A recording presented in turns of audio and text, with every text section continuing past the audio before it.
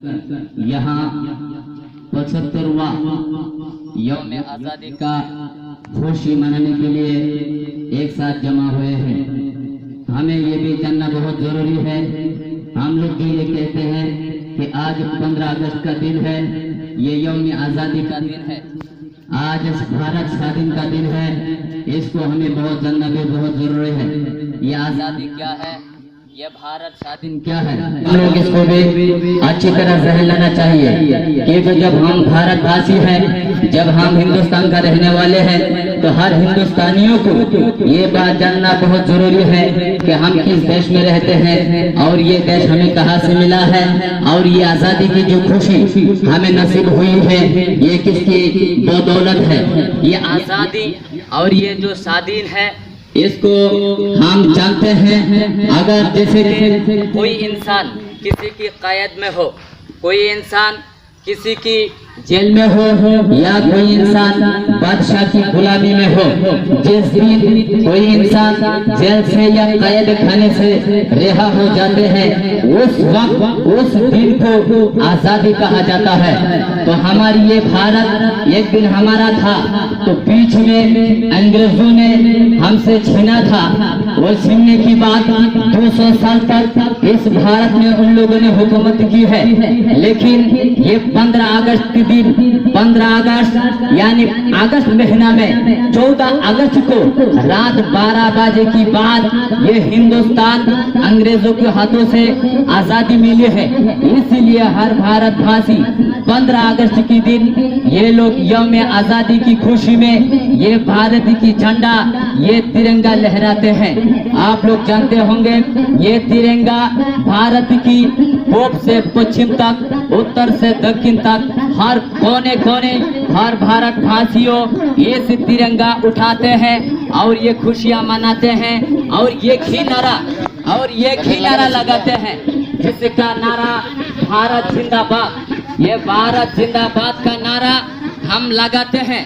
लेकिन ये भारत हमें कैसे मिला, आप लोग अच्छी तरह से जानते होंगे कि ये भारत अंग्रेजों ने एक बार यहाँ भारत में आए थे तिजारत के लिए। तिजारत करते करते धीरे धीरे ये भारत को अपने कब्जा में ले लिया था, भारत को अपने कानून बना लिया, भारत में उन लोगों ने हुकूमत कायम कर ली थी। तो जब इस बादशाह ने और ये जमींदार लोगों ने, ये लोगों के बीच में जब दुश्मनी पैदा हो गया था आम जनता से, जो लोग किसान लोग हैं, जो लोग खेती बाड़ी करने वाले लोग हैं, इन लोगों के बीच में तनाव पैदा हो गया था।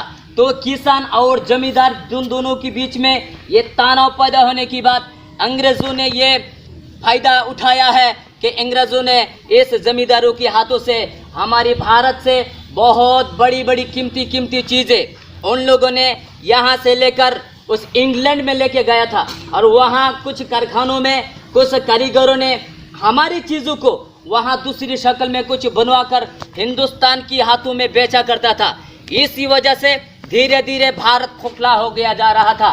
तो उसी की बात क्या हुआ, अंग्रेजों ने हमारी यहाँ पूरी हुकूमत अच्छी तरह से कायम कर ली थी। तो भारतवासियों ने सोचा आखिरकार कि अंग्रेजों ने जब हमें इस तरह लूट रहे हैं, तो हमें इसी तरह खामोश होने से हमें भारत तो बर्बाद हो जाएगा। तो हमारे मुसलमान कुछ नौजवानों ने उस अंग्रेजों से इस बात को लड़ाई लड़ना शुरू कर दिया, जंग जिहाद करना शुरू कर दिया। तो अंग्रेजों के हाथों में बहुत सारी फौजें थे, उस जमींदारों के हाथ में बहुत सारी लाठियाँ थे। तो अंग्रेजी की फौज और ये जमींदार बादशाह की लाठियाँ दोनों मिलकर ये साधारण गरीब जो किसान लोग थे इनके ऊपर लाठी बरसाया गया, जिसकी वजह से ये गरीब लोग उनसे हार गए थे। तो उसी की बहुत दिनों की बात इस अंग्रेजों से हमारी उस महान व्यक्ति, हमारी उस महान लोग जिन्होंने इस भारत के लिए अपने जान को कुर्बान कर दिया है, अंग्रेजों से लड़ना शुरू कर दिया है। और धीरे धीरे लड़ते उन लोगों ने अपने जान की बाजी लगा दी, उन लोगों ने अपने माल को कुर्बान कर दिया है। इस भारत को आज़ाद करने में बहुत सारे लोगों की जान गंवाई है। लेकिन आप लोग जानते होंगे ये गवाह है, ये भारत में हमें ये शांति कहाँ से मिली है, ये भारत में ये तिरंगा हमें कहाँ से मिली है, ये भारत में हमें भारत जिंदाबाद का नारा कहाँ से मिला है, और ये भारत में 15 अगस्त के दिन यौम आज़ादी की खुशी में हर भारतवासी जो ये नगमा पढ़ते हैं, ये जो नगमा पढ़ते हैं, सारे जहां से अच्छा हिंदुस्तान हमारा हमारा, ये लिखा किसने है? ये तिरंगा जो हमने लहराया है, हर मुसलमान हो, हर हिंदू हो या सिख हो या ईसाई हो,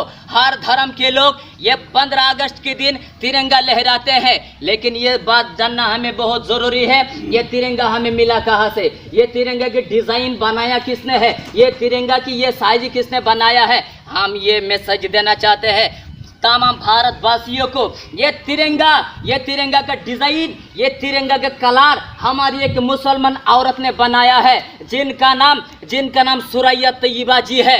आप लोग अच्छी तरह से जानते होंगे। ये जो नगमा हम लोग पढ़ते हैं, सारे जहां से अच्छा हिंदुस्तान हमारा हमारा। एक बात और बता देना चाहता हूं पूरी दुनिया वालों को, जब भारत की ये 15 अगस्त का दिन आता है, उस दिन हर मजहबे के लोग ये नगमा पढ़ते हैं, हिंदुस्तान हमारा हमारा, सारे जहां से अच्छा। ये भी पढ़ते हैं जब मजहब ने ही सिखा था आपस में बैरी रखना।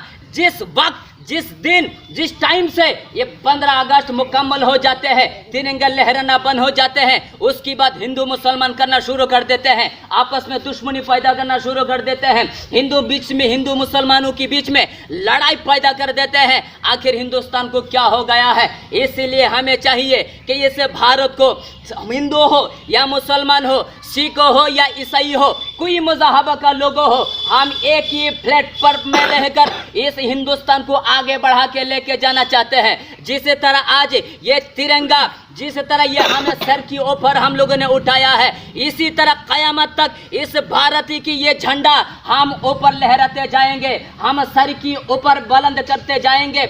अगर कोई गैर मुल्क, अगर कोई इंसान भारत की तरफ अगर कोई दुश्मनी की आग उठाने की कोशिश करे, तो हम भारतीयों से की मुंह तोड़ जवाब देने जानते हैं। हमारे भारत में हिंदुस्तान को रक्षा करने वाले वो फौज भी मौजूद है, हमारे सरहद में हमारी फौज भी मौजूद है, पूरी जमात तैयार है। हिंदुस्तान से पूरी दुनिया डरते हैं। हिंदुस्तान अब बहुत मशहूर है, हिंदुस्तान बहुत ताकतवर हो गया। यह कैसे हो गया?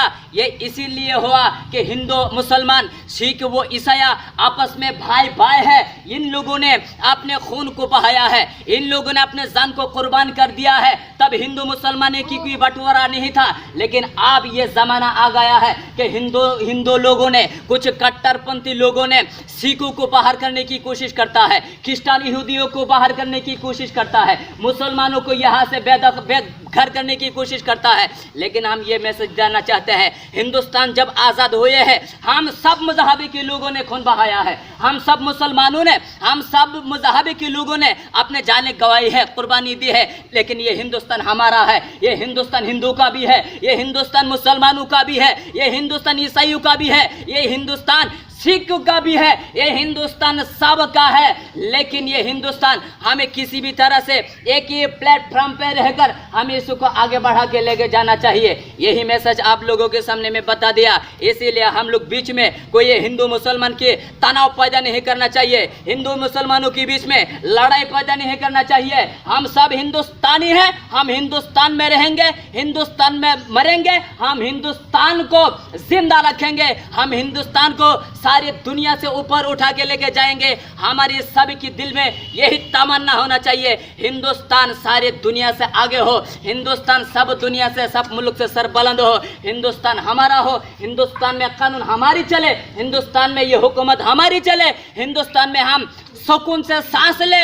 हमारे सांस जब तक बाकी रहेंगे तब तक हम हिंदुस्तान की रक्षा करते जाएंगे। जय हिंद।